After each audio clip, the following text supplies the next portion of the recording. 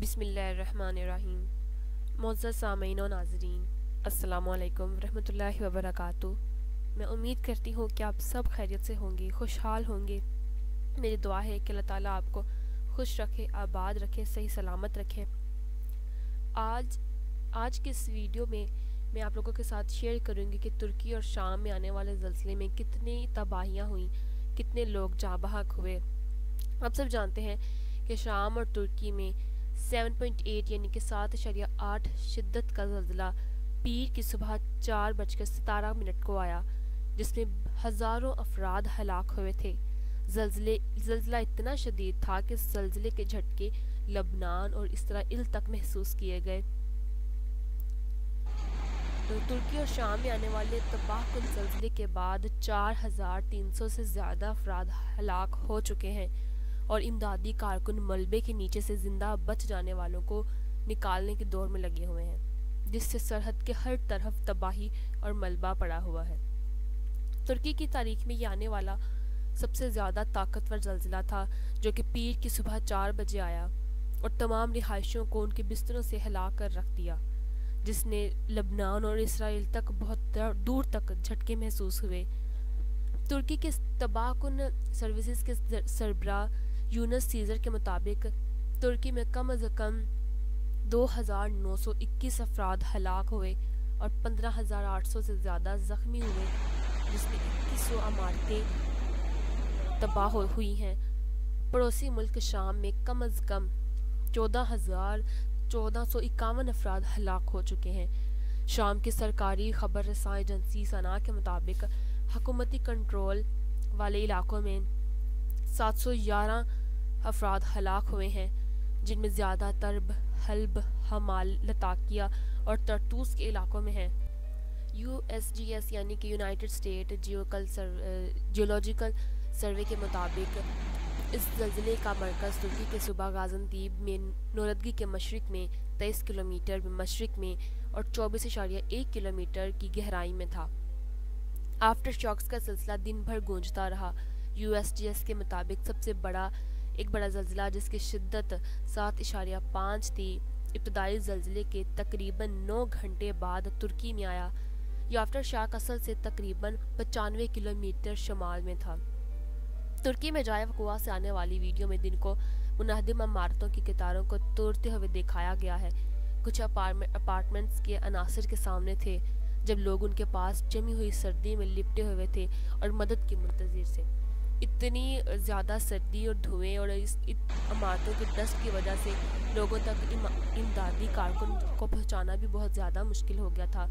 کئی ممالک نے متاثرہ علاقے کی مدد کے لیے امدادی کارکن بھیجے ہیں، جن میں پاکستان بھی شامل ہے۔ پاکستان نے اپنے بھائی ممالک کے لیے بہت زیادہ امدادی مدد بھیجی ہے، جہاں پھنسے ہوئے شہریوں کو تلاش کرنے اور انہیں آزاد کرانے کی بھرپور کوششیں کی جا رہی ہیں۔ ایک سرد اور گیلے موسم کا نظام خطے سے گزر رہا ہے اور اس چیلنج کو مزید روک رہا ہے۔ USGS کے مطابق پیر کے زلزلے کو 1940 کے بعد ترکی میں آنے والا سب سے زیادہ طاقتور سمجھا جاتا ہے، جب اسی شدت کے زلزلے میں 30,000 افراد ہلاک ہوئے تھے۔ اس شدت کے زلزلے شاذ و نادر ہی آتے ہیں، ہر سال اوسطاً 5 سے کم دنیا میں کہیں بھی آتے ہیں۔ ترکی میں گزشتہ 25 سالوں میں یا اس سے زیادہ شدت کے 7 زلزلے آئے ہیں، یعنی کہ 7.0 سے زیادہ شدت کے زلزلے آئے ہیں، جس میں یہ پیر کی صبح والا زلزلہ سب سے زیادہ طاقتور تھا اور سب سے زیادہ تباہی مچائی۔ زلزلے نے جارجیا ٹیک یونیورسٹی کے school of earth and atmospheric sciences کے اسسٹنٹ پروفیسر کارل لینگ نے CNN نیوز کو بتایا کہ پیر کو آنے والے زلزلے سے متاثرہ علاقہ زلزلے کی سرگرمیوں کا شکار ہے۔ لینگ نے یہ بھی بتایا کہ یہ ایک بہت بڑا فالٹ زون ہے، لیکن اس سے بڑا زلزلہ ہے جو انہوں نے حالیہ یادداشت میں کسی بھی وقت محسوس کیا ہو۔ اور یہ بھی کہا کہ ہم عمارتوں کو مزید استعمال نہیں کر سکتے کیونکہ عمارتیں مکمل طور پر تباہ ہو چکی ہیں، اور شاید گھنٹوں کے لیے یا شاید کل تک، مجھے نہیں معلوم کہ تباہی کتنی دیر تک درست ہو سکے گی، کتنی دیر تک یہ جو خرابیاں ہوئی ہیں یہ ٹھیک ہو سکیں گی، لیکن ہماری پوری کوشش ہے کہ ہم ترکی کو اس حالت سے باہر نکال سکیں، اس مشکل میں ان کا ساتھ دے سکیں۔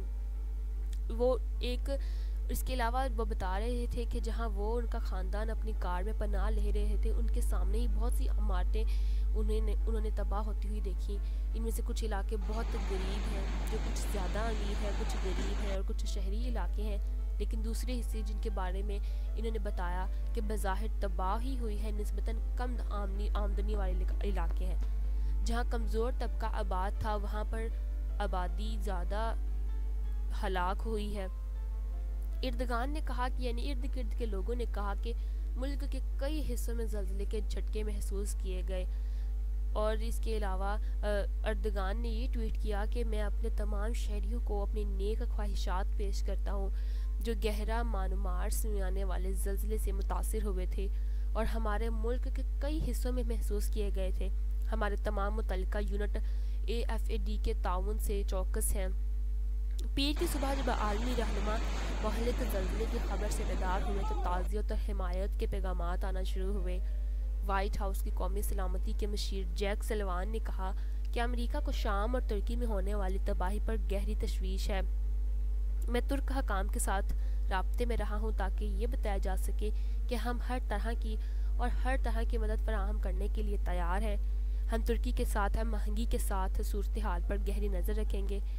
شام اور ترکی میں جو شدید زلزلہ آیا اس کی شدت 7.8 تھی اور اس زلزلے کی وجہ سے 2100 عمارتیں ملبہ کی شکل میں نیچے گر گئیں اور عمارتیں بالکل ہوا کے اس طرح نیچے گریں جیسے شدید ہوا کے جھونکے کے ساتھ ٹکرائی ہوں. تباہی بہت زیادہ ہوئی ہے. ہماری دعا ہے کہ اللہ تعالیٰ ایسی ناگہانی آفات سے ہم سب کو محفوظ رکھے اور ترکی میں آنے والے اس شدید زلزلے سے متاثرہ افراد کے لیے آسانیاں پیدا کرے. آمین ثم آمین.